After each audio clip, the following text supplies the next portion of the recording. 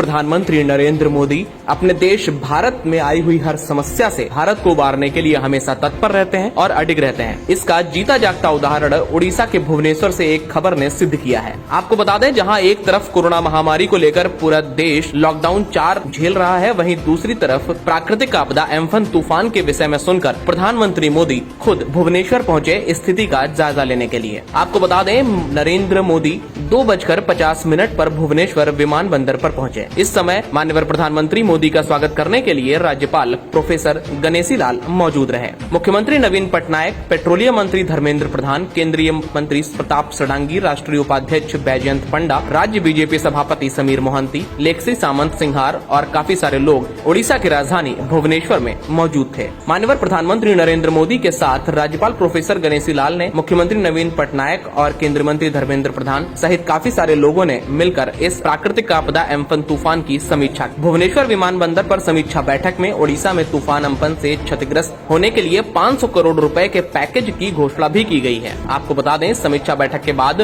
प्रधानमंत्री ने 6:15 पर इंडियन एयरलाइंस विमान के द्वारा नई दिल्ली रवाना हो गए। सुपर साइक्लोन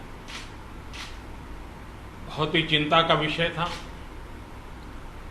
बंगाल जाते जाते वो उड़ीसा को भी कितना नुकसान कर पाएगा, ये हमेशा चिंता का विषय बना रहा।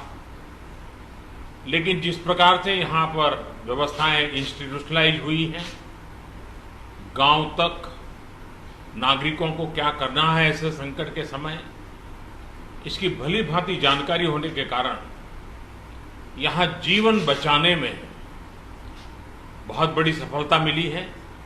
और इसके लिए उड़ीसा के नागरिक, उड़ीसा का प्रशासन और उड़ीसा के मुख्यमंत्री श्रीमान नवीन बाबू, उनकी पूरी टीम अभिनंदन के अधिकारी हैं।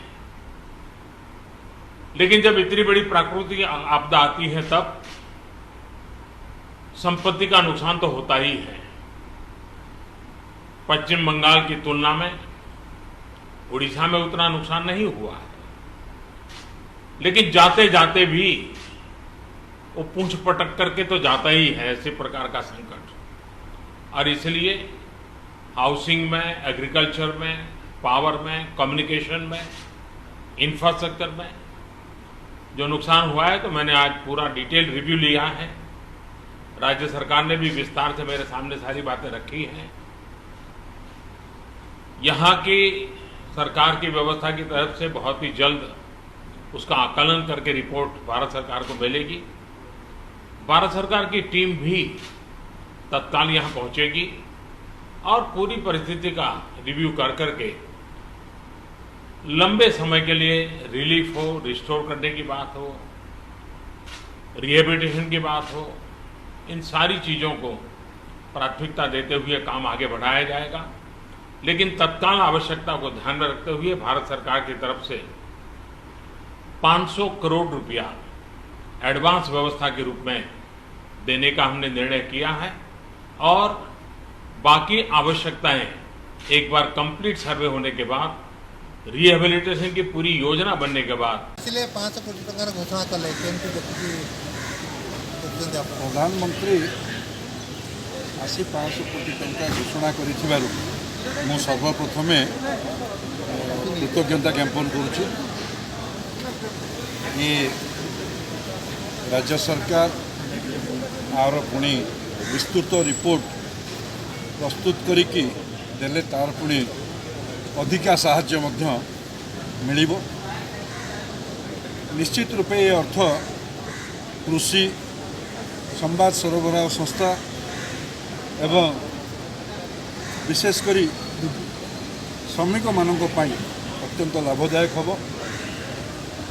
2 घंटा धरी आकाश मार्गरू प्रभावित जिला गुड़िकर तन्न तन्न करी परिदर्शन कले। सांगरे राज्यपाल, मुख्यमंत्री, केंद्र मंत्री धर्मेंद्र प्रधान, केंद्र मंत्री प्रताप षडंगी सहित थिले। फेरिला परे दीर्घ 1 घंटा धरी एठी समस्त तथ्य संबलित जो रिव्यू मीटिंग मध्य कले।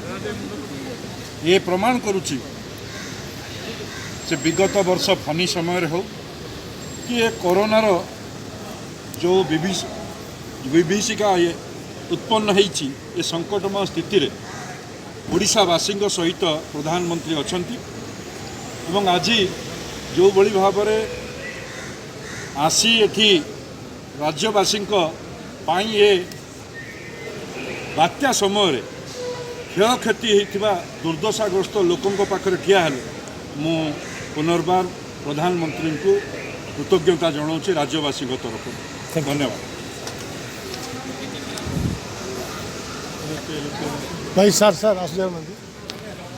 कृषि विद्युत क्षेत्र ये भरणा करिवो विरोधी दल नेता प्रदीप्त नायक। टीवी 1 इंडिया न्यूज के लिए प्रमोद नायक की रिपोर्ट, भुवनेश्वर, उड़ीसा।